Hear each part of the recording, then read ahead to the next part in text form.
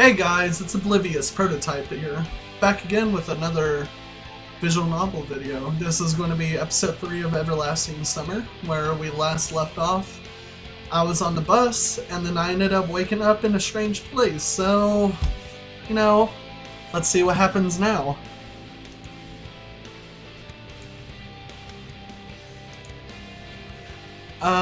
If you all enjoy these type of videos, then just hit the like button, tell me to post more, or whichever other visual novels to play. I'm downloading some other games to play, but I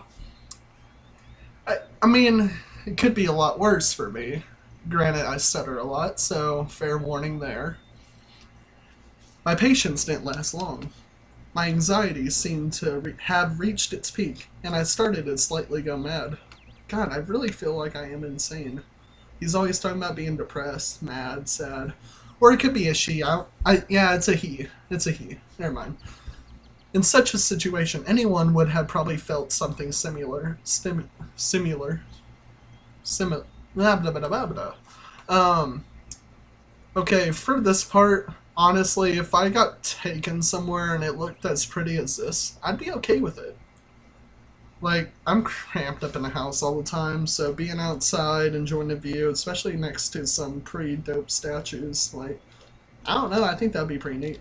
Alright, continue. Aliens in parallel universes were gone from my imagination, leaving only void and darkness. My guy is just nothing but depressed. Is this how everything will end? How my life will end? But I wanted to do so much. There were so many things that I had no time for yet. I was overwhelmed by the idea. That was definitely the end. But why? It's not fair. Surely I'm no worse than anyone else. God, why? My guy is having a mental breakdown.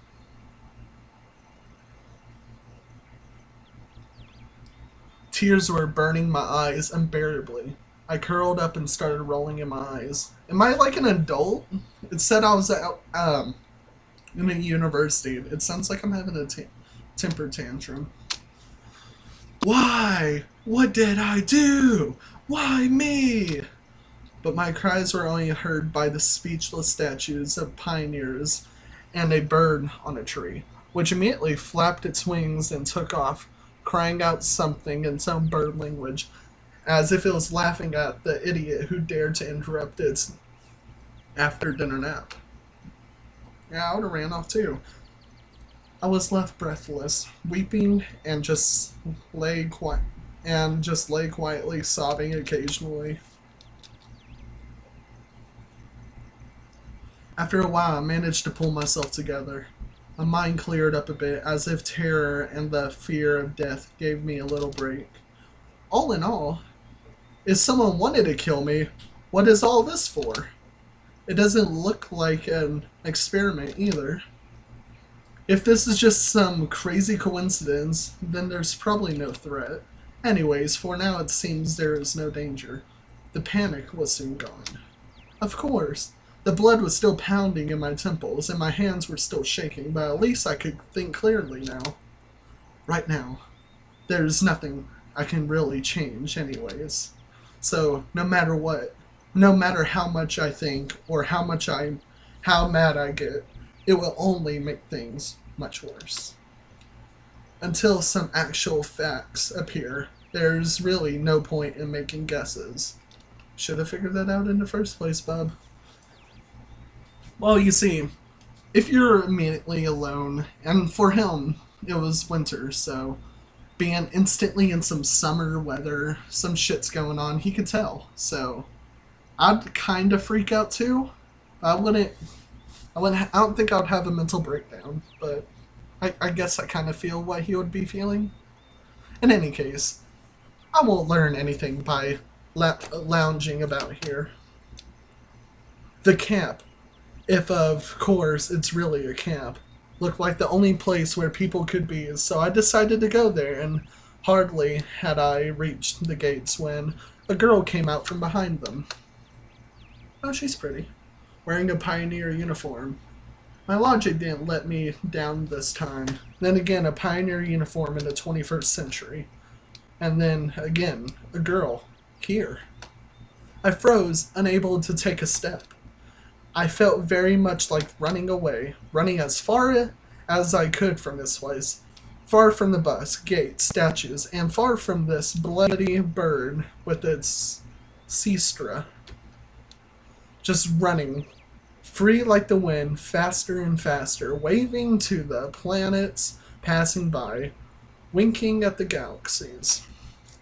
Running, becoming a pulsar ray, the turning into a vestigial radiation, running to face the unknown. Run no matter where, as long as it's far away from this place. I don't know, why would you run? She's pretty. She seems nice. Meanwhile, the girl came closer and smiled. I cannot help notice her beauty, even though I was trembling in fear. See, he noticed it too.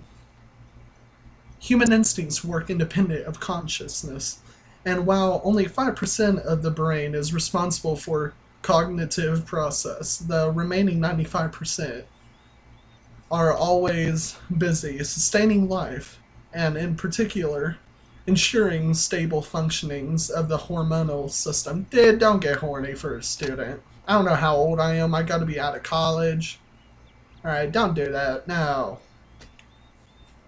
I desperately wanted to get less complicated and stop thinking informal quotes from the encyclopedia, though my thoughts appeared only one by one, being stupid, out of place, and taken from a internal monologue of a hero of some junky, soft-covered crime fiction book.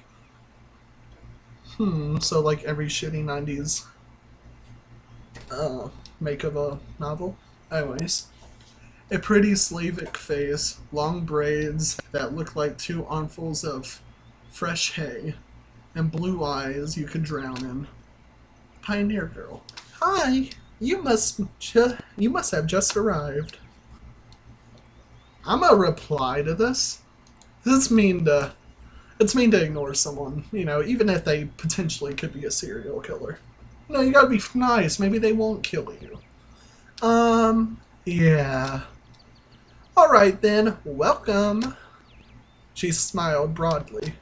Strange. It looked as if I just had a normal girl in front of me.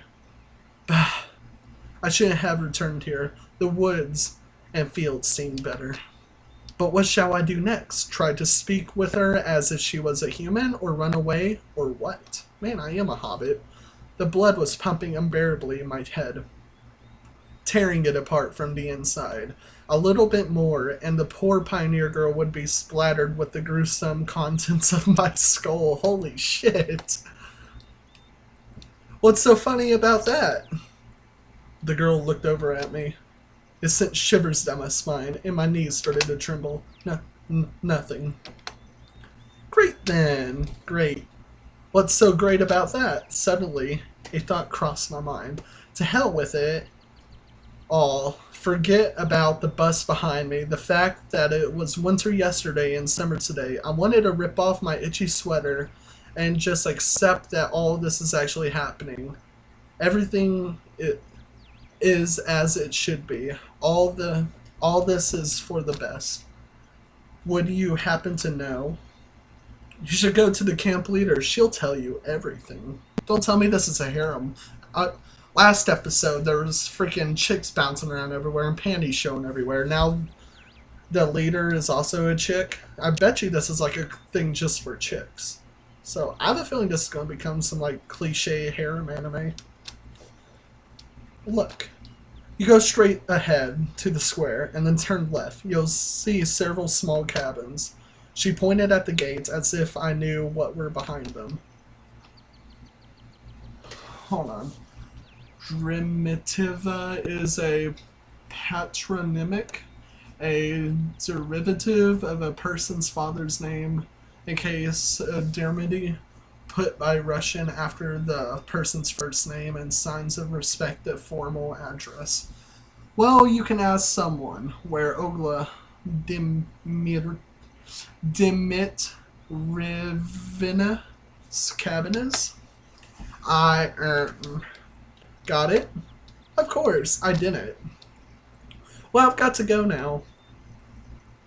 She's a ghost. She vanished.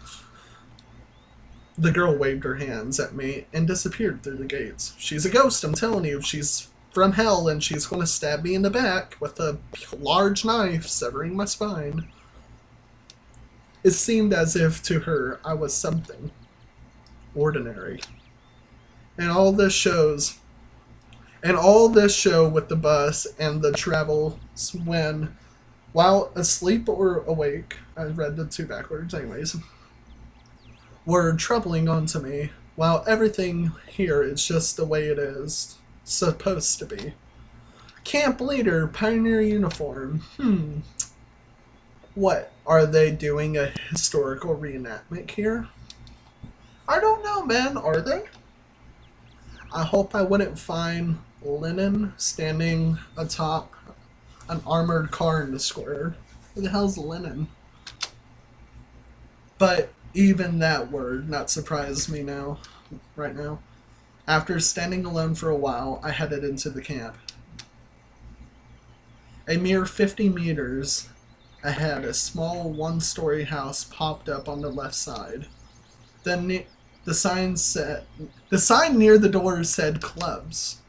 I was about to come closer, and it's another girl, when the door suddenly opened, a short girl wearing a pioneer uniform came out.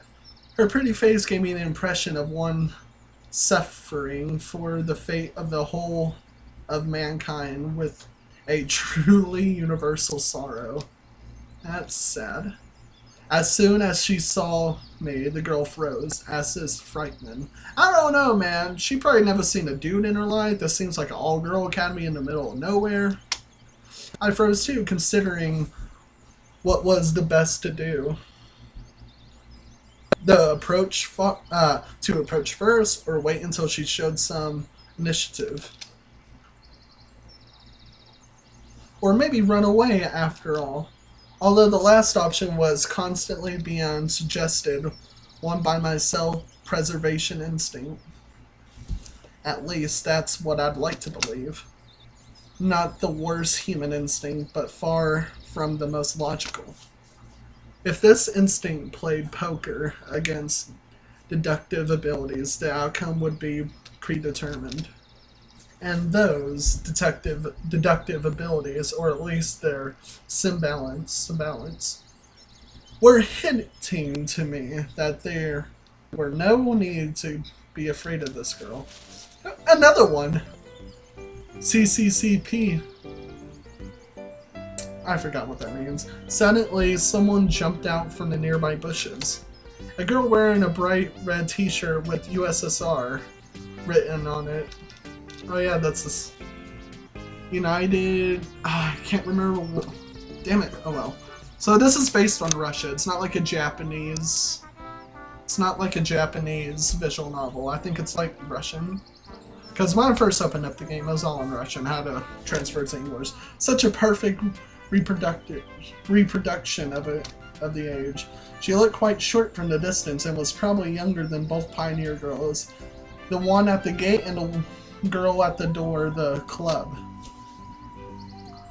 At last, I decided to come closer, but the USSR, as I called her in my mind, jumped towards the first girl and started telling her something. While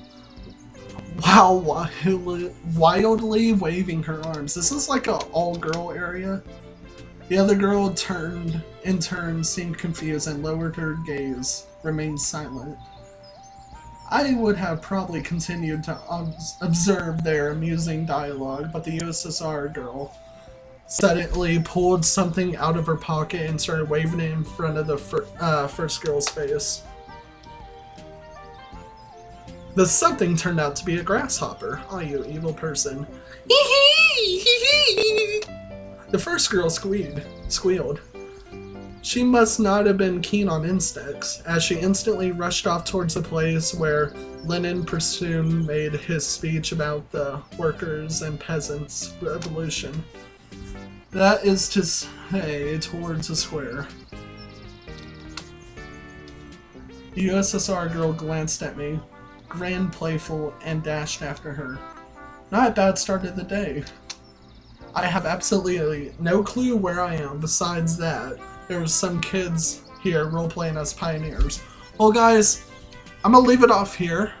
I'm gonna end it here. I hope y'all enjoy the visual novel so far. I'm gonna keep going on until I complete it. I don't know if I'm sure with other visual novels there's always multiple endings.